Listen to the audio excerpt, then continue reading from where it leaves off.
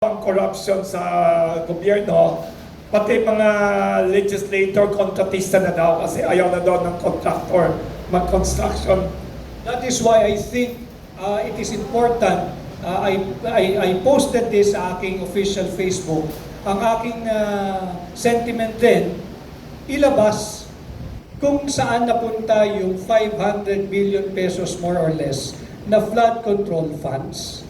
Ilabas yung locations ng 5,500 flood control programs or projects at ilabas kung sino-sinong kongresista o mambabatas o senador ang nakatanggap ng 5,500 flood control programs na yan, ang nakatanggap doon sa 500 billion pesos more or less for 2 years na flood control funds at ilabas kung sino-sinong kontratista ang nag-implement ng proyektong yan. Why?